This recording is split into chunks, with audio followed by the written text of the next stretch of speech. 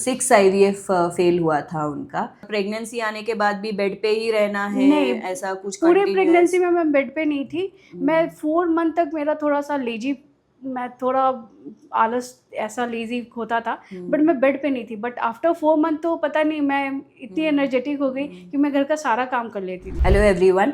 सो आज हमारे साथ एक बहुत बहुत बहुत बहुत स्वीट कपल है जो हमारे पास आए थे। ऑलमोस्ट 7 या 6 IVF 6 आई में 6 IVF फेल हुआ था उनका।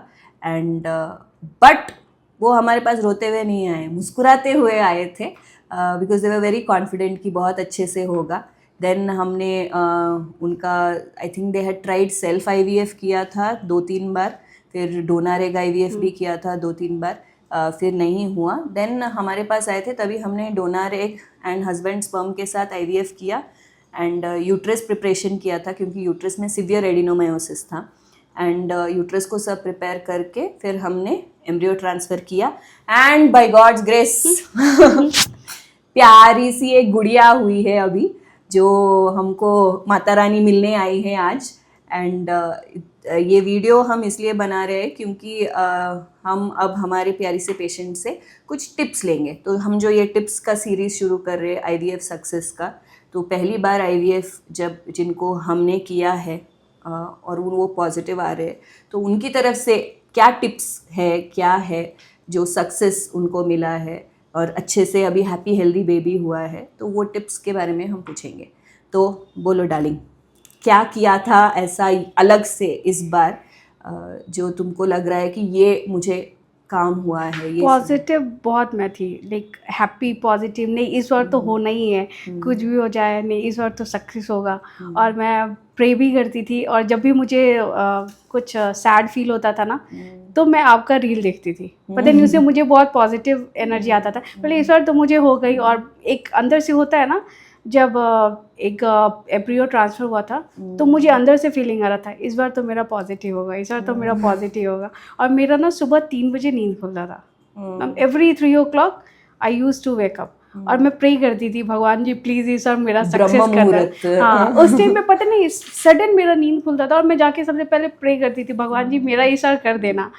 फिर भी मैं होप नहीं खोई। 6th IVF फेल होने के बावजूद मेरे को लगा, जब मैंने आपसे मैं मिलने आई, तो पता नहीं वो एक होता है ना पॉजिटिव एनर्जी आना, और सडन कनेक्शन था आपके साथ।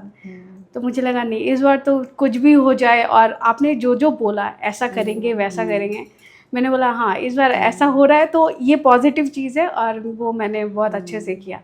फिर जब वो भी जब टेस्ट लैब में मैं गई उसके लिए टेस्ट के लिए, तो उन्होंने बोला घर पे टेस्ट किया, मैंने मेरी हिम्मत नहीं हुई, मैं तो नहीं कर पाऊँगी।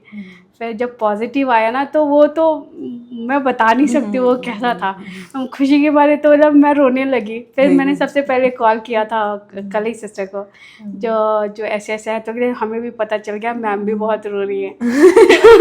मैम भी हाँ, मैं भी बहुत रोई थी। खुशी से सब लोग यहाँ पे बहुत रो रहे हैं। तो फिर मैं आई, और उसके बाद तो फिर पॉजिटिव।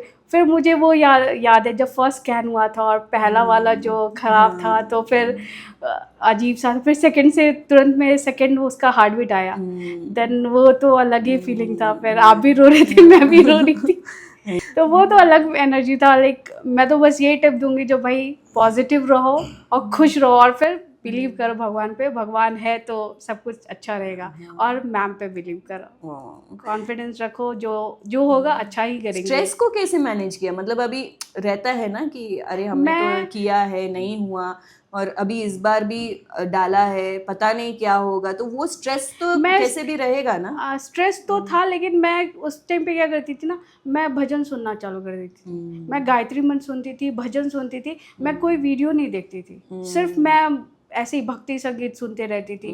कुछ भी होता था मैं अपना लगा लेती थी। मुझे नींद नहीं आ रहा है तो मैं कोई भी लगा के और सो जाती थी।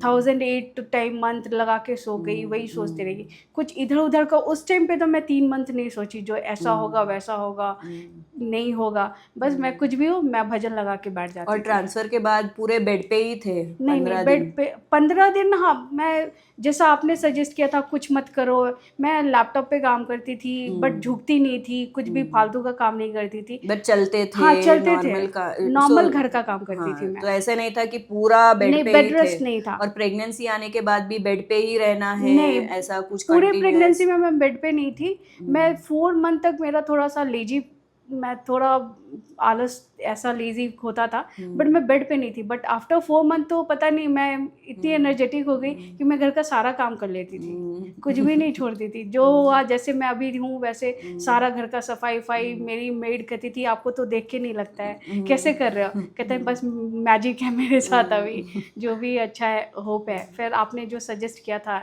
ऐसे नहीं करना वैसे करना, मैंने सब कुछ फॉलो किया। फिर मेरे हस्बैंड का साथ था, हस्बैंड का साथ कितना इम्पोर्टेंट है? बहुत ज़्यादा। हाँ, तो मेंटली फिजिकली मेंटली दोनों भी? फिजिकली मुझे तो, मैं कोई भी आज अभी तक जितना भी मेरा जर्नी रहा है 6th 7th IVF तक, मैं अभी तक अकेले कभी हॉस्पिटल नहीं गई, किसी भी चीज़ के लिए नहीं गई। छुट्टी लेके हो, कैसे भी मैनेज हो, मुझे हर चीज़ मेरी जगह, मतलब मेरे साथ हमेशा गया है। पॉजिटिव मैं एक को कभी होता ना, छोड़ दो इस बार अब हो गया, बट एक होता नहीं हम लोग फिर से करेंगे, और then he supported me a lot. नहीं ठीक है, अगर तुम्हारा है तो चलो, एक बार बोल दिया, जो चलो इस बार नहीं हुआ तो हम लोग छोड़ देते हैं, हम लोग अडॉप्ट कर लेंगे। मतलब नहीं, इस बार लास्ट ट्राई करते हैं। तो कहता है ओके तुम्हारा है तो चलो हम लोग सब, मतलब हम वापस से चालू करते हैं। वेरी Then- इम्पोर्टेंट ना, to have a very supportive husband and हाँ। फैमिली सपोर्ट रहना बहुत इम्पोर्टेंट है बहुत आपको ज़्यादा। मोटिवेशनल कंटिन्यूअसली रहने के लिए।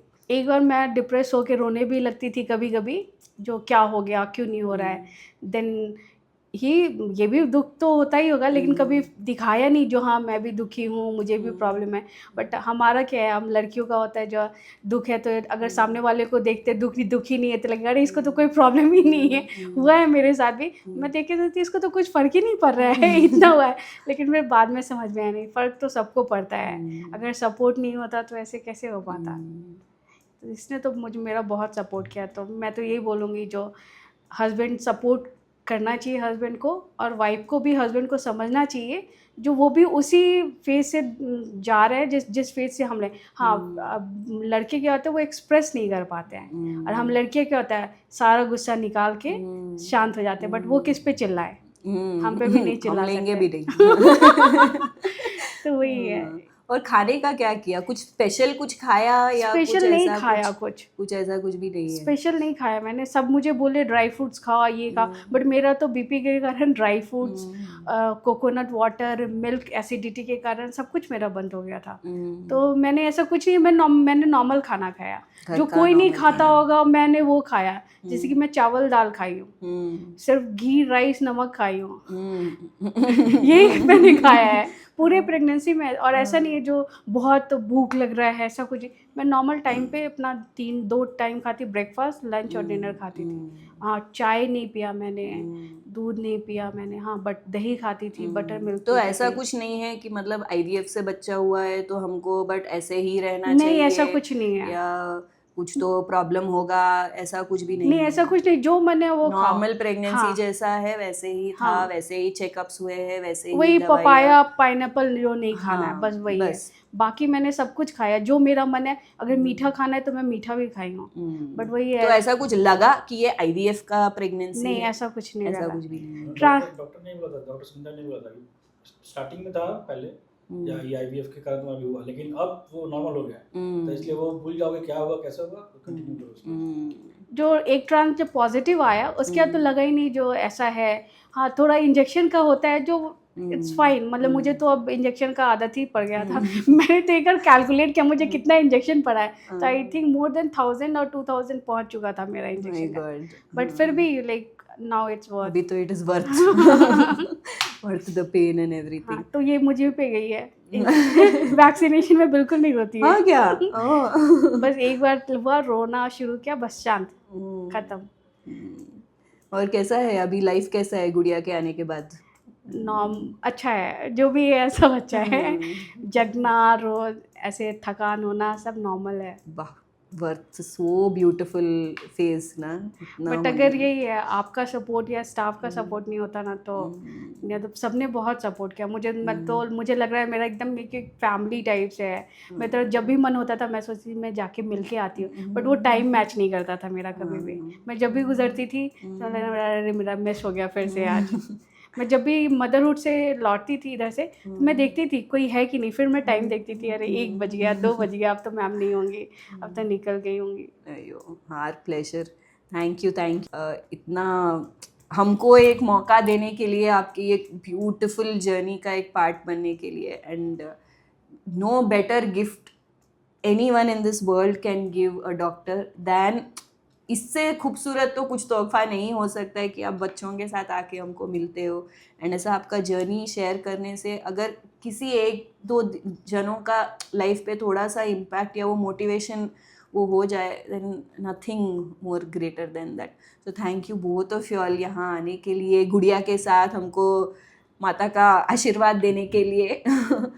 छोटा सा एक सेलिब्रेशन करेंगे, केक कटिंग करेंगे, वो केक कटिंग, फिर आज का केक कटिंग, तभी का जो प्रेगनेंसी पॉजिटिव वाला, फिर अभी का, ओह सर्कल मेरा कंप्लीट हो गया।